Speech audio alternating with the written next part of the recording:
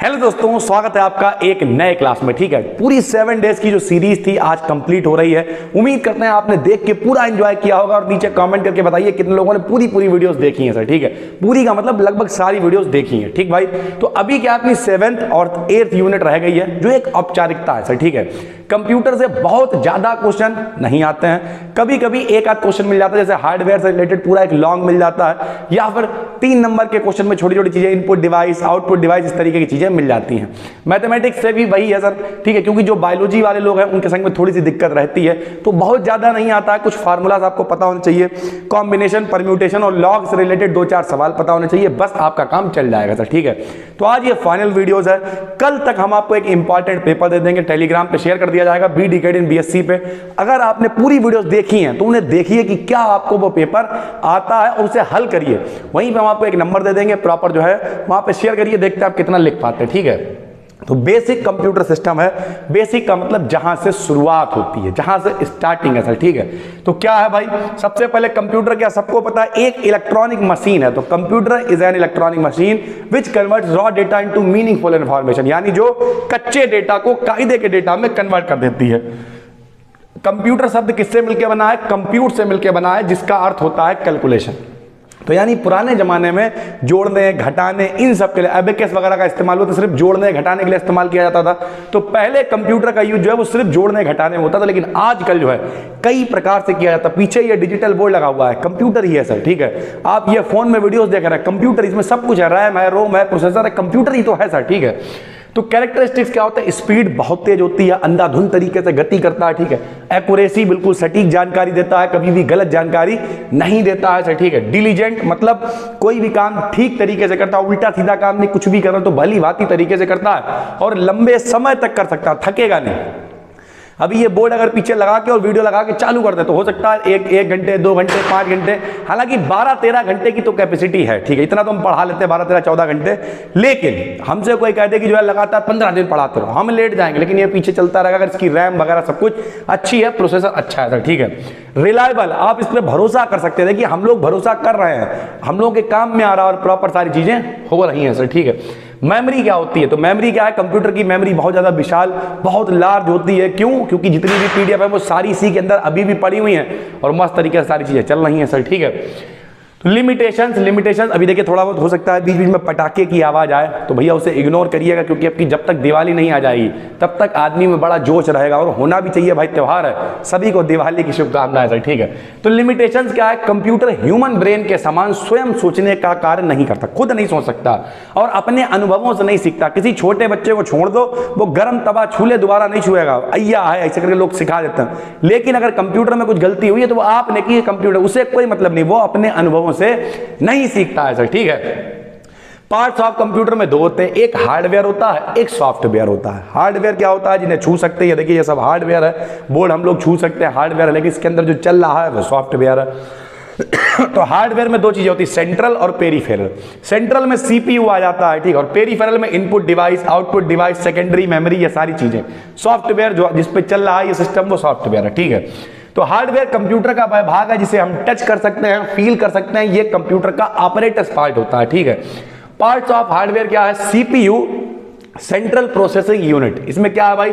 यह कंप्यूटर का central part होता है। ठीक है, इसमें हम लोग क्या करते हैं, ये इसे कंप्यूटर का ब्रेन भी कहते हैं। जितना भी डेटा जाता है वो सब इसी में प्रोसेस होता है। जो हम लोग डेटा देते हैं वो होता है इनपुट, यहां पे होती प्रोसेसिंग, और प्राप्त होता है आउटपुट। तो देखिए लिखा हुआ इनपुट डिवाइस, CPU में डेटा गया, यहां हुई प्रोसेसिंग, और क्या मिल गया? Output device. कुछ लोग कहेंगे सर जी डेटा क्यों बोल रहे हैं आप? डाटा होता है, हिंदी में सर डाटा कहते हैं, इंग्लिश में डेटा कहते हैं, दोनों में फर्क कुछ भी नहीं है सर। ठीक है, उसके बाद there are 3 parts of CPU। CPU के भी 3 पार्ट होते हैं, ALU, arithmetic and logic unit. CPU का पूरा नाम सेंट्रल प्रोसेसिंग यूनिट, यानी सारी प्रोसेसिंग यही होती है। ALU का नाम अर्थमेटिक एंड लॉजिक यूनिट, यानी जितनी कैलकुलेशंस हैं, मैथ्स रिलेटेड चीजें हैं, वो सब कहाँ होती हैं? ALU में होती हैं। मेमोरी क्या होती है? मेमोरी का ही तो सारा खेल है सर कि फोन में कितनी मेमोरी है, कितनी चीजें हैं। तो 2 तरीके की मेमोरी होती है सर, प्राइमरी वाली। एक होती है रैम, एक होती है रैम और एक होती है रोम। रैम क्या होती है? रैम को कहते हैं रैंडम एक्सेस मेमोरी।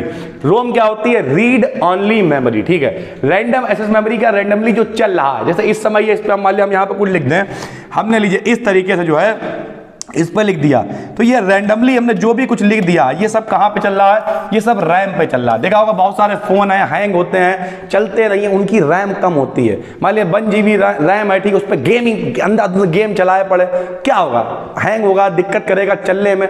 तो कितना स्मूथली वो चल रहा है वो सब किस पे डिपेंड करेगा, रैम पे डिपेंड करेगा। रैम होनी चाहिए।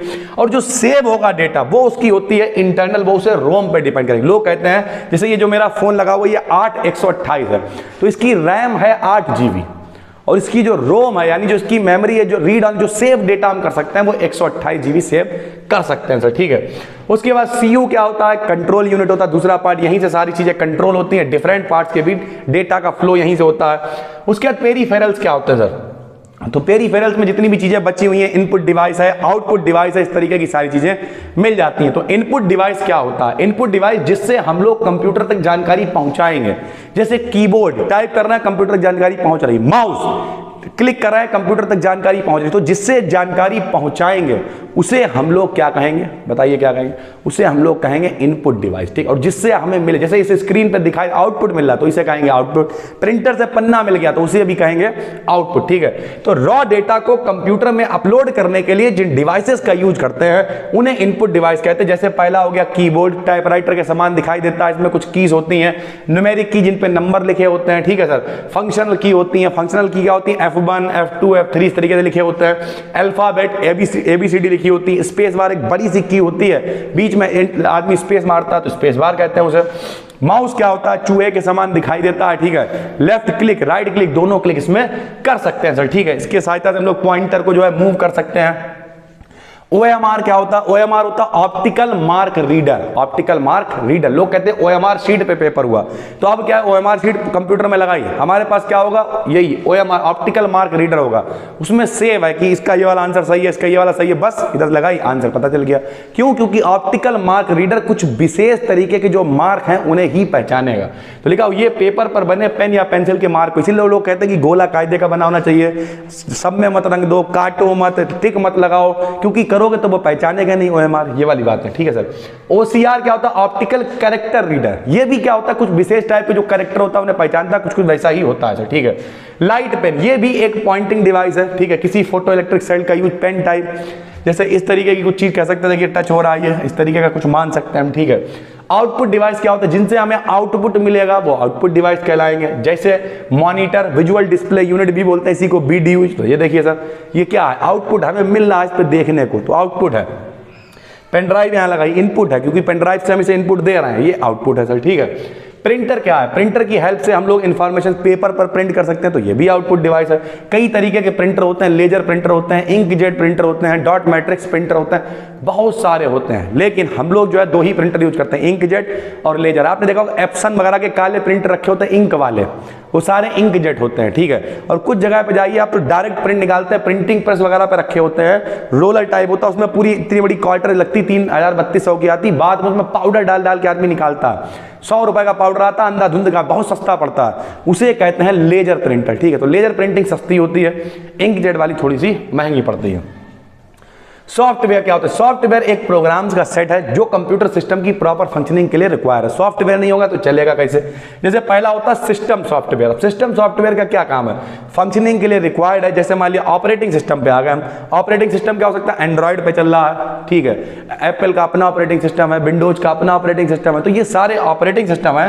यहाँ पे लिख दिया हमने, ऑपरेटिंग सिस्टम डिस्क में स्टोर इंस्ट्रक्शंस को प्राइमरी मेमोरी में लोड कराता है, उससे क्या होता है अन्य कंपोनेंट कंप्यूटर के विभिन्न भाग में डेटा को फ्लो कराता है, और इस प्रकार से सभी डिवाइसेस जो है वो काम करते हैं। तो ये है ऑपरेटिंग सिस्टम, ठीक है। ऑपरेटिंग सिस्टम के बिना कुछ ही नहीं होना सर। दूसरा क्या होता है, इंस्ट्रक्शन इंटरप्रेटर। ये क्या होते हैं, ये इंस्ट्रक्शन देते हैं। जैसे हम लोगों ने देखा है ये लिखा हुआ प्रोग्राम्स का ये सेट इंग्लिश इत्यादि लैंग्वेज में लिखे हुए प्रोग्राम को समझकर इन्हें मशीनी लैंग्वेज में कन्वर्ट करता है, ठीक है। तो इंस्ट्रक्शन देने के लिए कंप्यूटर हम लोगों की लैंग्वेज थोड़ी समझेगा ना, हम लोग हिंदी समझेगा ना इंग्लिश समझेगा, तो क्या समझाओगे उसे। तो भैया कंप्यूटर में कुछ इंतजाम लगा होगा जो लैंग्वेज को कन्वर्ट करेगा इस तरीके से सर, ठीक है। एप्लीकेशन सॉफ्टवेयर क्या है, बहुत सारी एप्लीकेशन, जैसे आपने देखा भाई रेलवे रिजर्वेशन की अपनी एक एप्लीकेशन है, ठीक है, या वेदर फॉरकास्टिंग मौसम जानकारी के लिए अपनी एक एप्लीकेशन है, लाइब्रेरी मैनेजमेंट के लिए एप्लीकेशन है। इस तरीके को कहते हैं एप्लीकेशन एप्लीकेशन सॉफ्टवेयर। और यूटिलिटी में जो डेली यूज वाले होते हैं, गाने सुन रहे हैं, गेम खेल रहे हैं, ये सब आ जाएंगे यूटिलिटी प्रोग्राम्स में, जो आप यूटिलाइज करते हैं डेली, जिनका इस्तेमाल करते हैं।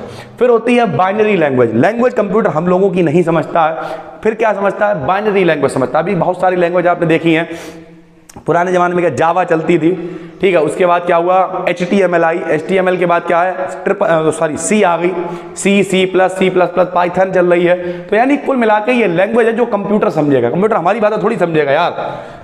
अब कंप्यूटर छोटे लाल को नहीं जानता यार, क्योंकि यहाँ वाले इंडिया में छोटे लाल है, अमेरिका में हो सकता है मिस्टर छोटे लाल हो, इस तरीके से कुछ समझ रहा ना सर, यू नो। तो कुल मिला के जो है कुछ लोग कहेंगे सर क्या बात कर रहा है, तो अब कंप्यूटर कैसे समझेगा यार। तो इसलिए क्या है, उसकी अपनी एक लैंग्वेज है जो उसे कन्वर्ट किया जाएगा। तो बाइनरी मतलब होता है 2, बाइनरी नंबर की बेस वैल्यू 2 होती है। इसमें केवल 2 ही सिंबल्स का यूज करते हैं, या तो 0 या फिर 1, इसके अलावा कुछ भी यूज नहीं होगा। कन्वर्जन कैसे करेंगे, कन्वर्जन करने का तरीका अभी हम आपको बताएं। कंप्यूटर की लैंग्वेजेस कौन कौन सी होती हैं, तो वह लैंग्वेज जिसमें एक कंप्यूटर जिसे समझ सकता है, कंप्यूटर लैंग्वेज कहलाती है। जैसे पहली होती basic, beginners all purpose symbolic instruction code, ये जो बेसिक वाले लोग हैं सीख रहे हैं अभी। जनरल कंप्यूटर लैंग्वेज होती है, उनके लिए होती है। फिर होती COBOL, common business oriented language, businessman लोग इसे इस्तेमाल करते हैं। फॉल्ट्रॉन, फार्मूला ट्रांसलेशन, फार्मूला वगैरह कौन ट्रांसलेट करेगा, साइंटिस्ट लोग करेंगे तो वो लोग यूज करते हैं। पास्कल लैंग्वेज का यूज भी कौन, इंजीनियर वगैरह लोग होते हैं वो करते हैं सर, ठीक है। सी प्लस इन लैंग्वेज का यूज कहाँ, न्यू सॉफ्टवेयर, पाइथन भी उसी में ऐड हो जाएगी। ये सब नए सॉफ्टवेयर बनाने में यूज किए जाते हैं सर, ठीक है। मेमोरी की बात करें तो मेमोरी क्या होती है, the smallest unit of memory is bit, सबसे छोटी बिट होती है। 1 या 0 को ही हम लोग बिट कहते हैं। 8 बिट मिलके 1 बाइट बनाते हैं। 1024 बाइट मिलके 1 KB यानी 1 किलोबाइट बनाते हैं। 1024 KB मिलके 1 MB यानी मेगाबाइट बनाते हैं। 1024 MB मिलके 1 GB यानी गीगाबाइट बनाते हैं। और 1024 GB मिलके 1 TB यानी 1 टेराबाइट बनाते हैं सर, ठीक है। उसके बाद कंप्यूटर की प्रोग्रामिंग के बारे में लिखा हुआ है। प्रोग्राम क्या होता है यार, हमारी डेली लाइफ में यूज किया जाने वाला शब्द है कि मान लिया किसी ने कहा भैया आज का क्या प्रोग्राम है, आज खाने का क्या प्रोग्राम है, ऐसे घर पर मम्मी पापा बात करते होंगे, ठीक है।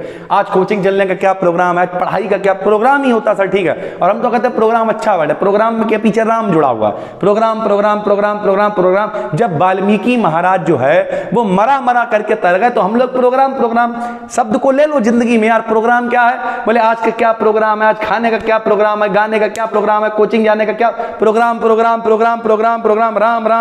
निकलेगा, तर जाओगे यार। तो प्रोग्राम अच्छा वर्ड है। प्रोग्रामिंग, कंप्यूटर प्रोग्रामिंग क्या होती है, प्रोग्राम हमारी डेली लाइफ में बहुत अधिक यूज होने वाला वर्ड है। किसी भी वर्क को करने के लिए क्या करते हैं, मल्टी स्टेप के प्रोग्राम्स की यूज करा जाता है, ठीक, इस तरीके लिख दिया। और इस पूरे प्रोसेस को हम लोग क्या कहते हैं, प्रोग्रामिंग कहते हैं। ये PDF आपके पास पहुंच चुकी होगी, और अगर आपने पढ़ा होगा तो अच्छी बात है, वरना इसे नोट करिए सर, ठीक है।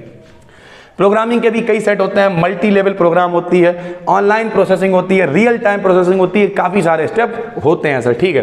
तो अब यहां पर एक चीज हम आपको सिखाने जा रहे हैं जो इस PDF में नहीं है, हर आदमी ध्यान से सुने और समझे। कभी कभी क्या होगा, इस तरीके से आपको लिख के दे देगा, मान लिया उसने कहा 25 है, इस 25 के आज दशमलव में है। दशमलव क्या होता है, जिसमें 0, 1, 2, 3, 4, 5, 6, 7, 8, 9, 10 इस तरीके की संख्या आती है, उन्हें हम लोग कहते हैं दशमलव, ठीक है सर। 9 तक, फिर तो रिपीट हो जाती है 10 में 1 0, तो ये दशमलव में है। आपसे कहेगा इसे बाइनरी में बदलो। बाइनरी क्या होता है, बाइनरी का बेस 2 होता है। तो कैसे बदला जाएगा समझो। जब भी कभी मान लिया 25 लिखा हुआ, इसे 2 से भाग देंगे, 2 एकम 2, 2 दूनी 4, 1 बच गया, 12 दूनी 24 होता है ना। अगर पूरा कट जाएगा तो लिख देंगे, नहीं कटेगा तो 1 उतार देंगे ऐसे करके। फिर 2 से काटा 6 बार जाएगा 12, पूरा कट गया तो 0, 2 से काटा 3 बार तो 0, 2 से काटा 1 बार, 1 बच गया तो यहाँ 1 उतार दिया, और जो आखिरी का 1 बचेगा वो भी उतार देंगे।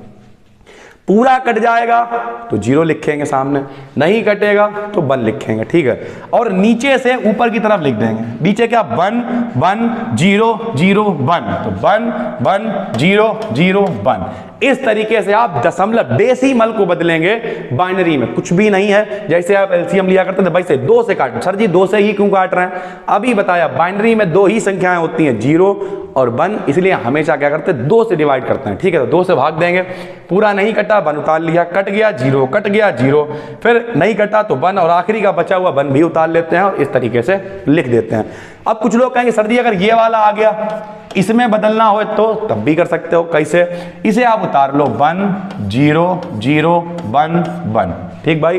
और अब कुछ नहीं करना है, सबके नीचे लिख देना है 2 2 2 2 2, पावर लिख देनी है 0 1 2 3 4 ऐसे करके, और सबको आपस में गुणा कर देनी है। देखो भैया यहाँ तो 0 है, 2 लिखा हुआ है सर, ठीक है। तो अब यहाँ क्या, यहाँ तो 0 है, तो देखो भैया 2 की घात 0, किसी की भी घात 0 होती है तो उसका मान 1 होता है, तो 1 बन जा 1, यानी यहाँ पे 1 आ जाएगा। अब यहाँ पे 0 से गुणा होगी ये 0 हो गया, 0 से गुणा होगी ये 0 हो गया। यहाँ देखो 2 की घात 3 है, 2 दूनी 4 दूनी 8, 8 की 1 से गुणा करेंगे कितना आएगा, 8 आ गया, ठीक। 1 आ गया, प्लस में कितना आ गया 8। अब देखो 2 की घात 4 है, 2 दूनी 4 दूनी 8 दूनी 16 है, तो प्लस में कितना आ गया 16, 16 और 9 कितना आ गया 25। तो इस तरीके से कर सकते हैं, कठिन नहीं है। क्या करना है, जो भी इसे है, जो भी संख्या अगर ऐसे दे दी हैं उन्हें उतार देना है, आखिरी से 2 लिखते हुए चले आना है, पावर 0 1 2 3 4 ऐसे लिखनी है, क्योंकि डेसिमल में कन्वर्ट कर रहे हैं। डेसिमल मतलब दशमलव, 0 1 2 3 इन सब में जहां 0 है वो तो 0 हो ही जाएगा, बाकी जो भी पावर बन रही है उन्हें गुणा करके जोड़ देना है, आंसर आ जाएगा 25। और अगर इससे इसमें कन्वर्ट करने का है तो कुछ ऐसे करना है, ठीक है भाई। तो इस तरीके से आपने कंप्यूटर में बहुत कुछ सीख लिया, binary to decimal, decimal to binary भी हमने कन्वर्ट कर दी, ठीक है। उसके बाद अपनी एक यूनिट है मैथ, जिसमें कुछ फार्मूले आपको पढ़ने पड़ेंगे। जिन लोगों के पास जो है बायोलॉजी है वो लोग भी टेंशन ना लें, ज्यादा ना डरें। सबसे पहले इधर लिखा हुआ है डिफरेंशिएशन और इधर लिखा हुआ है इंटीग्रेशन। डिफरेंशिएशन इंटीग्रेशन का उल्टा होता है, अवकलन समाकलन का उल्टा होता है, और समाकलन अवकलन का उल्टा होता है। अवकलन मतलब होता है किसी चीज को छोटा करना, और इंटीग्रेट लोग कहते नहीं, एक इंटीग्रेटेड वीडियो हम लोग बना ले रहे हैं, यानी चीज को बड़ा करना। हम भी हैं, आप भी उसी में आ गए, तो इंटीग्रेशन हो गया, जुड़ना यार, चीजों का बड़ा होना, विस्तार होना, उसे क्या कहते हैं इंटीग्रेशन, ठीक है। तो डिफरेंशिएशन के कुछ फार्मूले होते हैं जो आप नोट कर लेंगे अगर बायोलॉजी है तब भी, और इन्हें याद कर लेंगे। जैसे देखिए भैया, अब एक और भी चीज बता रहे, जब भी कभी कहीं भी ऐसे लिखा हो d/dx, इसका मतलब होता है x के सापेक्ष अवकलन, यानी differentiation with respect to x, ठीक। यानी सरल भाषा में कहें तो ये अवकलन का डिफरेंशिएशन का निशान होता है, ठीक। मान लिया x की पावर n का अवकलन कर रहे हैं, तो फार्मूला क्या होगा, n आगे आ जाता है और 1 घटा देते, तो n आगे आ गया और इनमें से 1 घटा दे, ये फार्मूला। यानी विकल्प में पूछे x की पावर n का डिफरेंशिएशन क्या है, तो क्या करोगे, n आगे ले आओगे और 1 उसमें से घटा दोगे। फार्मूले हैं, नोट करने और याद करना है। यहां लिखा e की पावर x d/dx, तो इसका डिफरेंशिएशन भी क्या हो जाएगा, e की पावर x हो जाएगा। d/dx साइन x का क्या होता है, cos x। अब इसका उल्टा देखिए, उधर साइन x का cos x होता है, तो cos x का sin x होगा, ऐसे करके। cos x का माइनस sin x होता है, तो sin x का माइनस cos x होगा। इन सब में भैया प्लस में, अब इसका निशान क्या होता है, इसका निशान होता है ऐसे करके एक सांप बनाते हैं और dx लिखते हैं। मान लिया तुम्हें x की पावर n का समाकलन करना है, यानी इंटीग्रेशन, तो यहां लिख देंगे x की पावर n, इसका मतलब ये सांप है, और dx से मतलब ये समाकलन का निशान है। और अगर x की पावर n क्या है, d/dx लिखा हुआ है, मतलब ये अवकलन का निशान है, ठीक भाई। इंटीग्रेशन और डिफरेंशिएशन इस तरीके से। प्लस में सी क्या लिखा, जब समाकलन करते हैं तो एक समाकलन नियतांक इंटीग्रेशन कांस्टेंट लगाते हैं, जिसे हम लोग सी से लिखो आई से लिखो कोई फर्क नहीं पड़ता है। तो एक साइड वाले आप फार्मूले याद कर लेंगे इस तरीके से। जब ये याद करेंगे उधर वाले फ्री में आएंगे। जैसे देखो 10x का sec स्क्वायर x होता है, तो sec स्क्वायर का इंटीग्रेशन हो जाएगा 10x प्लस c। उल्टा होता है, जितने फार्मूले cot x का minus cos x square x, तो cos x स्क्वायर का माइनस का cot x। एक तरफ के फार्मूले आप याद कर लेंगे और दूसरे आपको आसानी से पता चल जाएंगे, ठीक है। उसके बाद 2-3 चीजें आपको सीखनी है, कॉम्बिनेशन, परम्यूटेशन, और उसके साथ साथ लॉग वाले कुछ तरीके जो, ठीक है, जो हम पहले भी करा चुके हैं। इसके बाद उन वीडियोस को हम ऐड कर देंगे, आराम से पूरी वीडियो देख लीजिए। 7 डेज की ये सीरीज कंप्लीट हो गई, उम्मीद करते हैं आपको समझ में आई होगी। नए हैं तो चैनल को सब्सक्राइब करिए, और ये पूरी 7 की 7 वीडियो मिलाकर कल या परसों तक पूरी एक महा मैराथन क्लास बना दी जाएगी, जो लगभग हो जाएगी कितनी देर की अगर हम लोग बात करें तो पहली वीडियो थी 40 मिनट की, 40 मिनट की 40-40 80 मिनट हो गए। उसके बाद 30-30 मिनट की 2 थी, बल्कि 3 30-30 मिनट की थी, तो 80 और 60 कितने, बल्कि 90, 8 × 16 170 मिनट हो गए। और ये भी हो गई होगी 30-35 मिनट की, ठीक है।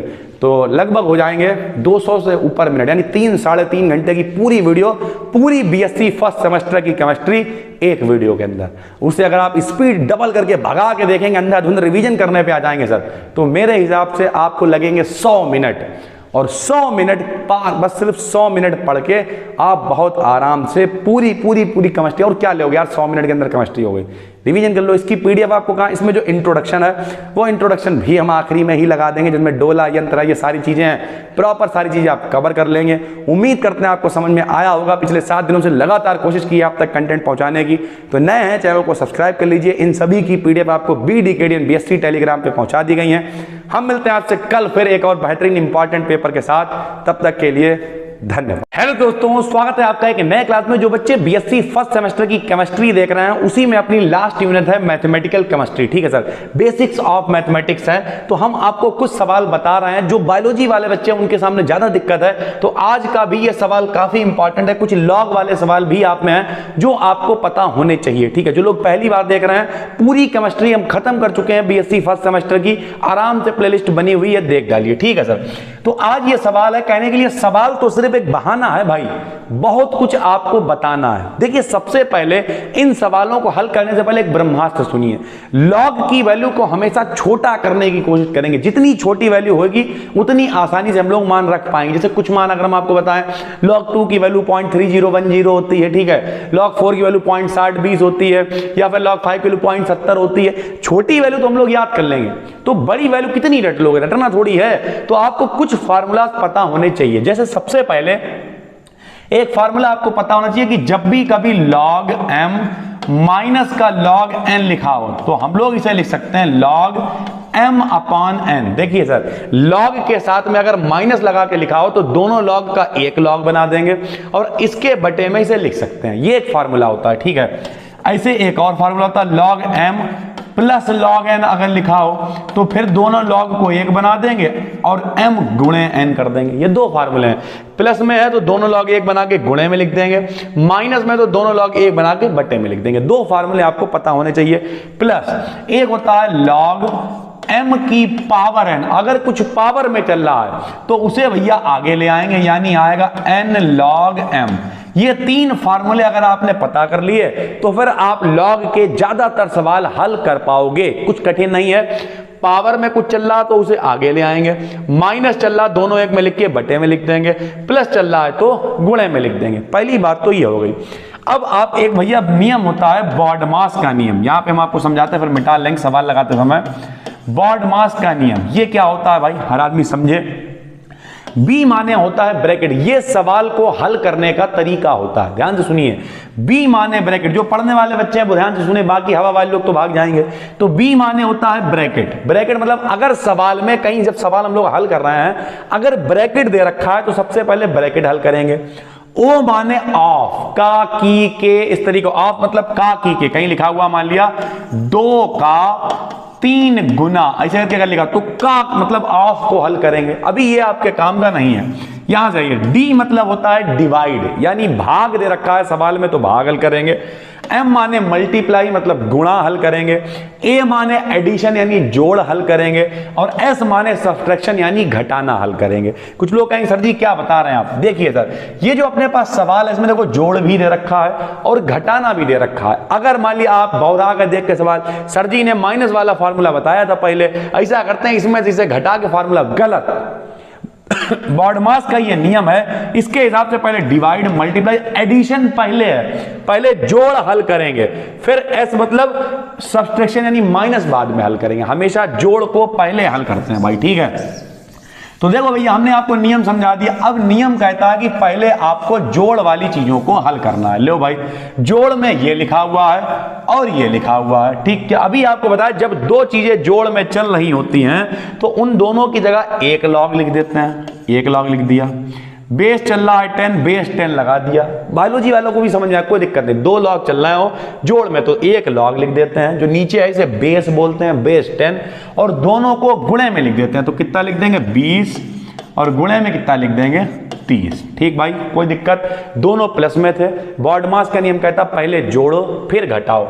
माइनस में क्या बचा, 1/2 बचा है, लॉग बचा है, और साथ में क्या बचा है 36 बचा है। और बेस कितना चल रहा है भैया 10 चल रहा है। ठीक है भाई, कोई समस्या, बिल्कुल सही है। देख ले रहा है एक बार सवाल ठीक है कि नहीं।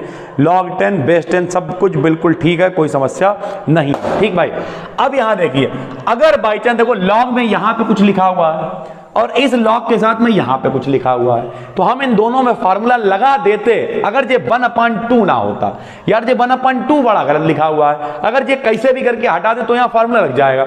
अभी बताया जब कुछ ऊपर होता है तो उसे आगे ले आते हैं, तो जाहिर सी बात कुछ आगे है तो उसे ऊपर भी ले जा सकते हैं। तो हमने इसे लिखा लॉग 20 × 30 है, चलो लिखा रहने दो, अभी 600 बना देंगे इसे, बेस 10 है, माइनस का निशान है, 1/2 को ले जाएंगे हम ऊपर, लेकिन थोड़ा सा दिमाग लगाएंगे। 36 को लिख सकते हैं 6 का स्क्वायर, 36 को क्या लिख सकते हैं 6 का स्क्वायर, और 1/2 को ऊपर ले गए तो देखिए 1/2 आ गया ऊपर। इससे फायदा क्या हुआ, इस वाले 2 से ये वाला 2 कैंसिल हो जाएगा। अब देखो बचा क्या, बताओ, लॉग बचा 30 × 20 कितना 600 हो गया, बेस 10 है, माइनस का निशान है, ये तो 2 से 2 कैंसिल हो गया, क्या बचा, खाली लॉग 6 बचा, बेस 10 बचा।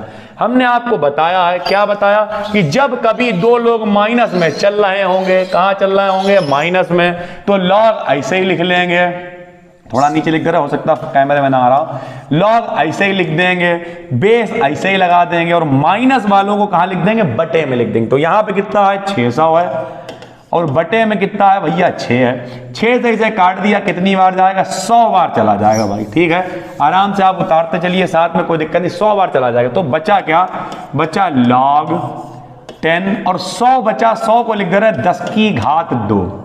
क्यों लिखा, क्योंकि जब बेस और वैल्यू सेम होती, वैल्यू 1 होती है उसकी, 2 कहां उठा लाएंगे, आगे, तो आ गया 2 log 10, और बेस भी कितना आ गया 10, देखिए वैल्यू भी 10 है और बेस भी कितना हो गया 10 हो गया, ठीक भाई। जब इस तरीके की वैल्यू बन जाती है तो इसकी वैल्यू होती है 1, log 10 बेस 10 की वैल्यू 1 होती है, तो आ गया 2, और इस पूरे की वैल्यू कितनी हो गई 1, यानी आंसर कितना आ गया 2।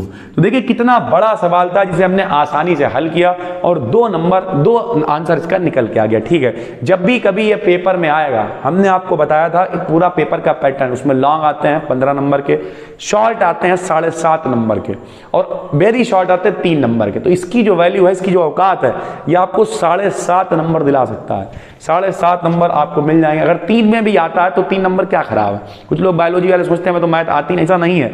2-3 बेसिक फार्मूले जो हमने आपको यहाँ पे बता दिए हैं, और बस आराम से इन फार्मूलाज का इस्तेमाल किया। ज़्यादा दिक्कत है वीडियोस को 2-3 बार देख लीजिए, फार्मूलाज को नोट करिए, लिखने की कोशिश करिए, और 10 तक तो सबका मैथ होती है, बेसिक मैथ है यार। उम्मीद करते हैं आपको समझ में आ गया होगा।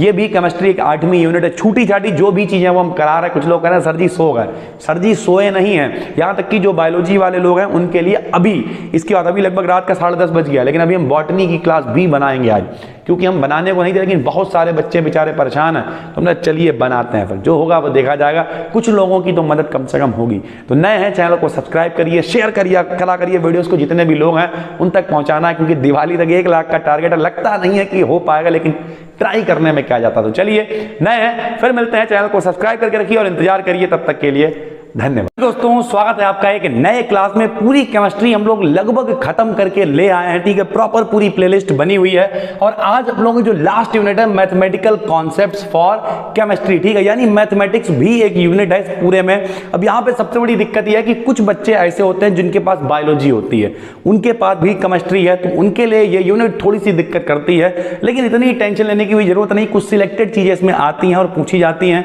वही सिलेक्टेड चीजें हम आपको यहाँ पे करा देंगे, ठीक है, बिल्कुल भी टेंशन लेने की जरूरत नहीं है। कुछ बच्चे कहते हैं सर पीछे के 4-5 टॉपिक छूट गए हैं, लगभग सारे टॉपिक कवर हो गए हैं, जो एक आध आपको ना मिले वो आप कमेंट कर दिया करिए, वो भी आ जाएगा, टेंशन मत लीजिए। जब कहा है पूरा कोर्स कराया जाएगा तो कराया जाएगा, इंपॉर्टेंट तो कुछ भी नहीं छोड़ेंगे सर, ठीक है।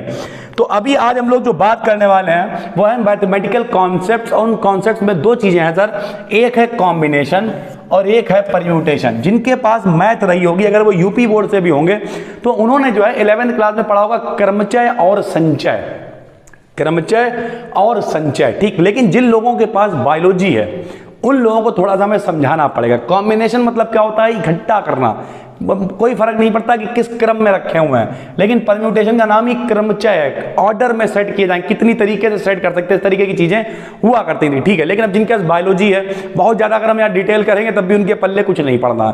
तो ध्यान से समझिए, 2 फार्मूलाज हमने यहाँ पे लिखे, जितने आपके पेपर में काम में आएंगे उतने। तो एक भैया देखिए, परम्यूटेशन का फार्मूला होता है NPR, क्या होता है NPR, और कॉम्बिनेशन का होता है NCR, क्या होता है NCR। ध्यान से समझेंगे तो समझ में आएगा। अगर हम इसका फॉर्मूला बताएं तो बताइए परम्यूटेशन का क्या होता है, एन पी आर बराबर बताइए क्या लिखा है, factorial n upon factorial n minus r. इसे पढ़ते ऐसे करके जो लगाया उसे कहते हैं फैक्टोरियल एन बटे में फैक्टोरियल एन माइनस आर। हर बच्चा सुने, कहीं पे ऐसे लिखा हुआ है इसका मतलब है फैक्टोरियल 3, क्या लिखा हुआ है, फैक्टोरियल 3, या कहीं कहीं आपको ऐसे लिखा हुआ भी दिख जाएगा, इसे भी पढ़ेंगे फैक्टोरियल 3, चाहे ऐसे लिखा हो चाहे ऐसे लिखा हो, दोनों की मतलब एक ही बात होती है। सर जी फैक्टोरियल क्या होता है, फैक्टोरियल का मतलब होता है जहां तक नंबर लिखा वहां से इसे खोल देंगे सर। अगर इस फैक्टोरियल को हटाएं तो ऐसे आएगा 3 गुणे 2 गुणे 1, इसका ये मतलब होता है सर। कहीं लिखा हुआ फैक्टोरियल 5 तो इसका मतलब क्या है, 5 1 तक ले जाओ, गुणे 4 गुणे 3 गुणे 2 गुणे 1, ठीक भैया, इसे कहते हैं फैक्टोरियल को खोलना।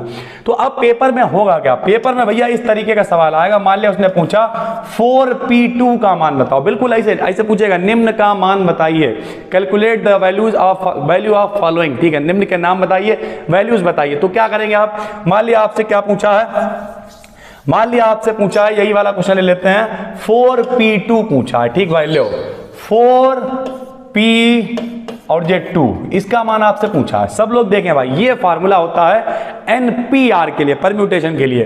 बताइए n की जगह कितना लिखा हुआ है 4 और r की जगह कितना लिखा हुआ है 2, तो n की जगह पे 4 लिखा है तो यहां लिखेंगे फैक्टोरियल 4 बटे में लिखेंगे n का मान कितना है फैक्टोरियल 4 माइनस का r का मान कितना है बताइए 2 है, ठीक भाई। 4 को बताओ फार्मूला कैसे खोलेंगे, 4 गुणे 3 गुणे 2 गुणे 1। हालांकि मैथ वाले लोग कह रहे होंगे सर जी फैक्टोरियल 2 पे ही छोड़ दीजिए कैंसिल हो जाएगा, बिल्कुल कर सकते हैं, लेकिन अब यहाँ बायोलॉजी वाले लोग भी अब वो कहेंगे सर जी पता नहीं क्या कर दिया, तो कोई दिक्कत नहीं, पूरा खोल दे रहा है। 4 में गया 2 कितना बचा, 2 बचा, फैक्टोरियल 2 बचा, फैक्टोरियल 2 का मतलब 2 गुणे 1, ये क्या हो जाएगा कैंसिल, 4 तिया कितना आ जाएगा 12 आंसर हो जाएगा। यानी देखने में जब बायोलॉजी वाले लोग अगर देखेंगे सर जी यार पता नहीं क्या आ गया था, NPR बहुत कठिन मैथ आ गई थी, भैया मैथ है कुछ नहीं है, आप इसे एज ए केमिस्ट्री कॉन्सेप्ट समझिए। जो यहां लिखा हुआ वो n है, जो यहां लिखा हुआ है वो r है, मान लिया यहां लिखा 5, यहां मान लिया लिखा 2, तो फार्मूला जे रहा, n की जगह कितना रख दोगे 5 रख दोगे, r की जगह कितना रख दोगे 2, ऊपर कितना हो, फैक्टोरियल 5 को कैसे लिख सकते हैं 5 गुणे 4 गुणे 3 गुणे 2 गुणे 1, बचा कितना यानी 3 बचा, तो इसे ऐसे भी तो लिख सकते हैं फैक्टोरियल 3, 5 में गया 2 नीचे कितना बचा, फैक्टोरियल 3 से फैक्टोरियल 3 कैंसिल, 5 चौक 20 आंसर।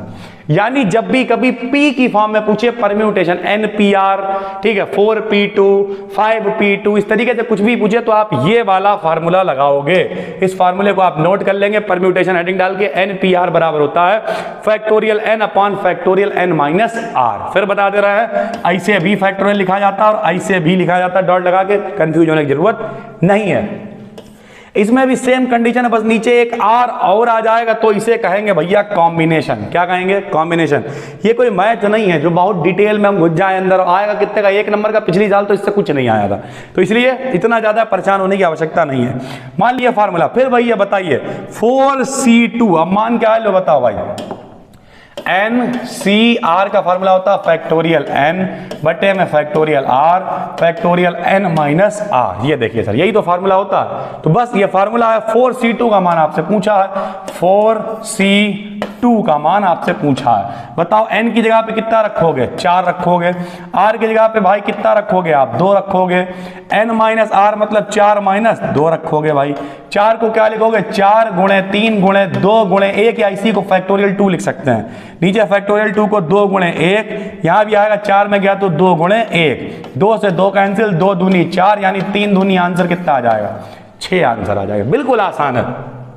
तो अगर कोई आपसे कहे कि NCR या मान लिया n की जगह लिख दिया 5C3 का मान बताओ, कोई बात नहीं, जो ऊपर लिखा वो क्या है n है, जो नीचे लिखा वो क्या है r है, इसमें मान रख दीजिए। और फैक्टोरियल खोलना हमने आपको सिखा दिया है, फैक्टोरियल कैसे खोला जाता है। मान लिया कहीं लिखा हुआ फैक्टोरियल 5, ऐसे भी लिखा जा सकता है, ऐसे भी लिखा जा सकता है। अगर फैक्टोरियल 5 लिखा हुआ कैसे खोलेंगे बताइए, 5 गुणे 4 गुणे 3 गुणे 2 गुणे 1, जरूरी नहीं पूरा खोला जाए, जहां तक जरूरत है उतना लिख लीजिए। मान लिया लिखा 5 गुणे 4, पता ही है आगे तुझे 3 गुणे 2, तो इसे ऐसे भी लिख के छोड़ सकते थे फैक्टोरियल 3।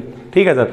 तो इस तरीके से ये कॉम्बिनेशन और परम्यूटेशन वाले सवाल आपसे पूछे जा सकते हैं। जो लोग प्रॉपर स्टार्टिंग से फॉलो कर रहे हैं उन्हें मालूम है कि पूरी प्लेलिस्ट कायदे से चल रही है। कुछ टॉपिक्स बीच में छूटे थे जो हमने बाद में करा दिया। आज एक बच्चे का मैसेज आया था, सर कंप्यूटर आपने करा दिया? हाँ जी हो गया है। तो लगभग सारी चीजें कवर हो गई हैं बहुत अच्छी तरीके से, बस केवल क्या करना है। और एक बच्चे का मैसेज आया, सर हमने 2 दिन में पूरी प्लेलिस्ट देख ली। ऐसे लोग भी हैं। हम ये नहीं कह रहे कि आप क्या करें, मार कतई डेडिकेशन नहीं सर। मान ली 10 मिनट की वीडियोस है, उसे आपने थोड़ी सी स्पीड बढ़ा दी, 1.25 कर दी, 7 मिनट में 8 मिनट में निपट गई, 5 मिनट में निपट गई, देख डाली। अगर कुछ नहीं करा, एक बार पूरी देख ली, या फिर टाइम भी है तब भी आप 2-3 दिन में पूरी प्लेलिस्ट देख लेंगे। पूरी प्लेलिस्ट देख ली, कायदे के नोट्स बना लिए, टेलीग्राम BDKDN BSc जो है टेलीग्राम पे बनाई, वहां पे गए सारी PDF आपको मिल जाएंगी, आराम से लिख लिया। नहीं मन है फिलहाल तो लिखना चाहिए अपने हाथों से, नहीं मन है उसकी फोटो कॉपी निकलवा ली, बात खत्म हो गई। नोट्स कंप्लीट, काम कंप्लीट, कोई कोचिंग की जरूरत नहीं, कुछ नहीं करना है।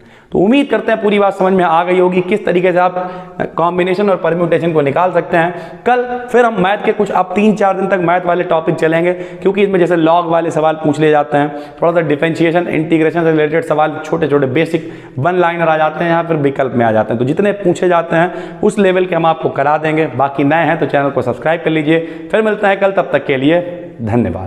हेलो दोस्तों, स्वागत है आपका एक नए क्लास में। बहुत बच्चे परेशान हैं कि सर जी आपने इंट्रोडक्शन छोड़ दिया केमिस्ट्री में, बाकी सब पढ़ा दिया। तो भैया अभी हमने कोई क्लास ऐसा तो कह नहीं दिया कोर्स खत्म हो गया है। 3-4 टॉपिक आपके केमिस्ट्री में रह गए हैं। तो पहले हम कुछ बातें आपकी क्लियर करते हैं, फिर इसे पूरा कंप्लीट करा देते हैं। 3 जैसे एक कन्फॉर्मर्स रह गया, उसमें चेयर फॉर्म है, बोट फॉर्म है, बेंट रूल है, कुछ चीजें हैं 4-5 जो आपकी बची हैं। बाकी 1 to 1 आप प्रॉपर मॉडल पेपर उठाएं, अनसॉल्व उठाएं और एक एक हेडिंग मिला दें, कुछ भी छोड़ा नहीं है। जितना हमने यहाँ ऑफलाइन में कराया उतना सब आपको करा दिया। अब आपका काम यह है आपको मन लगा के पढ़ना। जो लोग भी MJPRU से रिलेटेड है, उनसे कॉलेज हैं, उसके अलावा भी किसी की यूनिवर्सिटी है, तो हमने बार बार कहा है आप टेंशन मत लीजिए। जो भी टॉपिक्स आपको मिल गए हैं बहुत अच्छी बात है, थोड़ी सी मेहनत करिए कि पेज पे जो टॉपिक आपको चाहिए वो लिख के मैसेज कर दीजिए हमें व्हाट्सएप पे, हमने कई बार नंबर दिया। यहां नहीं तो BDKDN BSc पे हम बना देंगे, तो टेंशन मत लीजिए बिल्कुल भी। फिलहाल अभी हम इंट्रोडक्शन की बात करें, कुछ चीजें देखिए ये पेपर में कुछ नहीं आएगा, पिछली बार भी नहीं आया था। 1-2 नंबर में पूछ लिया जाए, मल्टीपल आते नहीं है, 3 नंबर में आ जाए तो एक अलग बात है, वरना इससे नहीं आता है। ठीक, तो आइए कुछ बात कर लेते हैं। बाकी इसकी PDF आपको मिल जाएगी कहां? BDKDN BSc टेलीग्राम पे।